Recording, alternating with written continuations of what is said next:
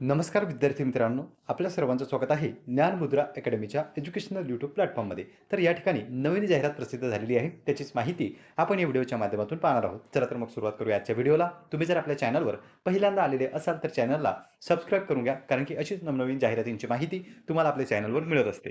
त्यापूर्वी पहा विद्यार्थी मित्रांनो, जर तुम्ही रेल्वेची तयारी करत असाल तर त्यासाठी अत्यंत उपयुक्त अशी पुस्तके मराठीमध्ये सुद्धा उपलब्ध झालेली आहेत. यामध्ये रेल्वे भरती बोर्ड 10,200 प्लस सामान्य अध्ययन प्रश्नसंच, तसेच रेल्वे भरती बोर्ड प्रश्नपत्रिका संच या दोनही पुस्तकांचा समावेश आहे. स्मार्ट स्टडी पब्लिकेशनची विठ्ठल राऊतवर सरांची ही पुस्तके आहेत. जवळच्या बुक स्टॉलवर जाऊन तुम्ही ही खरेदी करू शकता, किंवा या पुस्तकांविषयी तुम्हाला जर अधिक माहिती हवी असेल तर दिलेल्या नंबरवर सुद्धा तुम्ही कॉल करू शकता.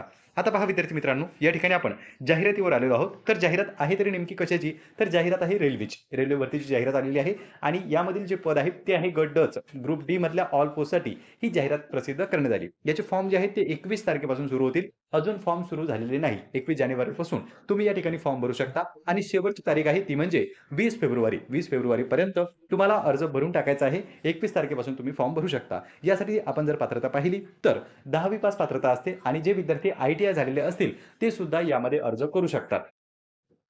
तर असे दोन्ही विद्यार्थी या ठिकाणी फॉर्म भरू शकतात. शेवटची जी जाहिरात आली होती त्यामध्ये सुद्धा 10वी पात्रता होती आणि ITI वाले जे स्टुडंट आहेत त्यांच्यासाठी सुद्धा जागा यामध्ये होत्या. तर तुमचं 10वी असो किंवा ITI असो, तुम्ही येथे फॉर्म भरू शकता. यामध्ये जर आपण पोस्ट पाहिल्या तर लेव्हल 1च्या सर्व पोस्ट आहेत आणि 7th CPC या ठिकाणी त्यांनी सांगितलेलं आहे. 8वा वेतन आयोग सुद्धा लवकरच लागू होणार आहे. मे बी 1 जानेवारीपासून या ठिकाणी हालचाली त्याच्या सुरू आहेत.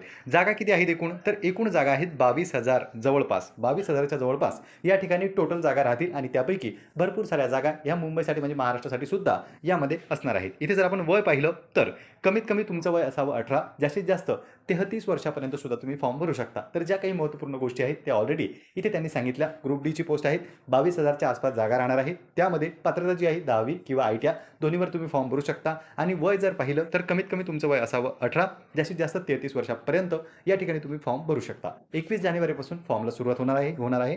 20 फेब्रुवारीपर्यंत तुम्हाला करायचा आहे अर्ज. या ठिकाणी पहा विद्यार्थी मित्रांनो, खाली त्यांनी सांगितलेलं आहे की वेबसाईट कोणती राहील. तर तुम्ही जर मुंबईमध्ये फॉर्म टाकत असाल तर मुंबईची स्पेशल वेबसाईट आहे, त्यावर जाऊनच आपल्याला अप्लाय करावं लागणार आहे. जशी याची लिंक ॲक्टिवेट होईल तशी तुम्हाला आपल्या ग्रुपमध्ये सुद्धा माहिती मिळून जाईल. आपल्या ग्रुपची लिंक डिस्क्रिप्शन बॉक्समध्ये टाकलेली आहे. त्यावर आपण ज्या काही नवीन जाहिराती असतात त्या जाहिरातींच्या PDF आणि त्यानंतर अप्लाय कसं करायचं, अप्लाय करायच्या लिंक वगैरे सर्वच्या सर्व त्या टेलिग्राम ग्रुपला टाकत असतो. म्हणून त्यामुळे डिस्क्रिप्शन बॉक्समध्ये दिलेला टेलिग्राम ग्रुप सुद्धा तुम्ही जॉईन करून ठेवा. ही जी नोटीस आहे ती 27/12/2025 ची आहे. दिनांक सुद्धा तुम्ही पाहू शकता. 27/12/2025 ला ही नोटीस प्रसिद्ध करण्यात आली, म्हणजे कालच ही नोटीस प्रसिद्ध करण्यात आलेली आहे. तर पहा विद्यार्थी मित्रांनो, या ठिकाणी आपण जवळपास संपूर्ण माहिती जाणून घेतली. या व्यतिरिक्त तुमच्या मनात काही प्रश्न असतील तर तुम्ही कमेंट बॉक्समध्ये कमेंट करू शकता. याबद्दल जर सविस्तर जाहिरात प्रसिद्ध झाली तर ती तुम्हाला आपल्या टेलिग्रामला पाहायला मिळणार आहे, किंवा रेल्वेच्या ऑफिशियल वेबसाईटवर जाऊन सुद्धा तुम्ही ही डाउनलोड करू शकता. भरती चांगली आहे, जागा सुद्धा भरपूर आहेत, पात्रता फक्त 10वी पास आहे आणि याची जर तुम्ही चांगली तयारी केली तर नक्कीच तुम्हाला हा जॉब मिळू शकतो. याच्यासाठी पेमेंट जर आपण पाहिलं तर बेसिक त्यांनी सांगितलेलं आहे 18,000,